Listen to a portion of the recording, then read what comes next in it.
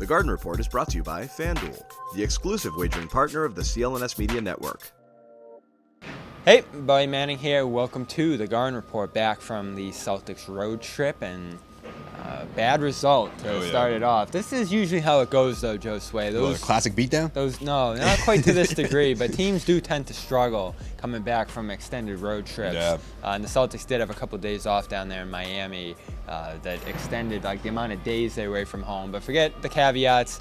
Celtics go down by 31 through three quarters in this one, bench the starters for the fourth quarter, and end up losing by 19. So obviously issues from this one, Josue, but Joe Mazzulla, as the Celtics often do in these spots, chalked it up to missed shots. Here's what he had to say after the game. I think our lack of inefficient offense caused us to put a ton of pressure on our defense, and so they had 20 points in transition, which were the #1 transition defensive team. But inefficient offense, there was a missed shot, missed layup, turnover. I thought our bad offense impacted our defense. And so, we didn't get a 25-point quarter, but we had a 26-point quarter in the first. And we were defending pretty well in the half court, but just our inefficient offense just continued to put pressure on our defense. And then, by that time, our defense waned. So I thought the Clippers played a well-balanced, game throughout. So missed shots that's part of it. Bigger concerns here? A little bit of both, to be honest with you, Bobby, because I just felt like the Celtics offense never looked comfortable. I feel like the Clippers had a lot to do with that, taking away their space. I know Mazzulla did mention one, I don't know if that was in that part or not, but the deflections or just overall got away action. A lot of passes. Yeah, it just made things harder for the Celtics when they were trying to make those entry passes into the paint, and even when they were trying to kick out and get those good looks from behind the arc. They were very contested shots.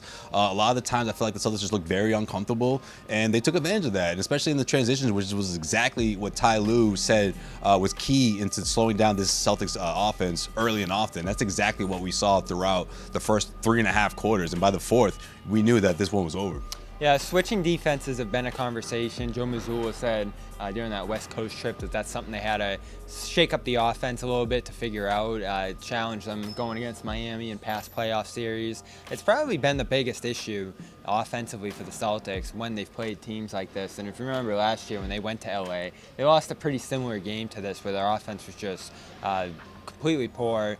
Poor shooting nights for both teams in that one. Similar here, Celtics had 5 through three quarters threes, and Clippers were at 6 during that run. So it wasn't the Clippers' offense that beat them, though. Mazzulla did acknowledge afterward that the misses, the turnovers the Celtics committed put an enormous amount of pressure on their defense. Right. And I think a lot of the times teams feed off of that. I feel like the Clippers kind of knew that, hey, we got the momentum on our side here, and we don't have to give this thing back. And I feel like they took it every possession of the series as if it was the fourth quarter, and that went a long way. You can look back and say, well, considering what happened against the Clippers in the first meeting, they returned that same energy right back to the Celtics. But again, you look at this impressive stretch of games, winning 12 out of 14. I feel like the Clippers kind of needed this one to solidify that stretch, that run, and lo and behold, they did. Even on the second night of a back-to-back, gave the Celtics a lot of problems in terms of disrupting their offense. And without Kristaps Porzingis, I feel like they really thrived in that regard. When you have no Zubac, but you had Tice giving you valuable minutes off the bench, you have Plumlee just doing a lot of that same type of disruptive approach on defense, but also being a guy who can give you those great screens and get your guys going like Kawhi Leonard. And Kawhi Leonard got going early and often. It's amazing. They have scorers. They have multiple layers of ball athleticism. handling. They have connectivity on defense. Three starting caliber centers. With Zubac down, you get Plumlee and Tice.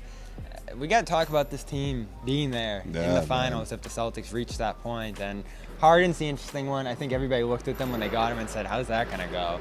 And it's going good. And it gets the ball out of Kawhi's hands. Harden seems motivated and happy being in LA. We'll see how long that lasts. But for right now, he's been super effective in his pick and roll here, his passing out of the lane.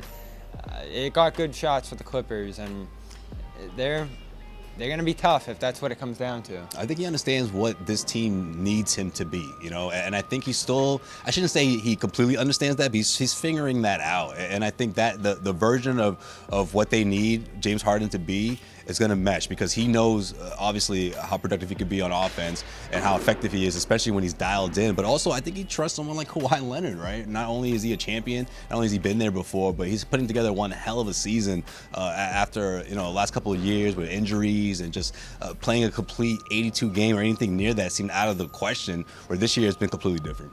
Celtics, they've had some inconsistent results against the league's top teams now. 1-1 record against the Bucks, lose that Nuggets game last week, and then look at the Timberwolves, 1-1 split with them. Thunder lost to them, so that's the top 5 right there.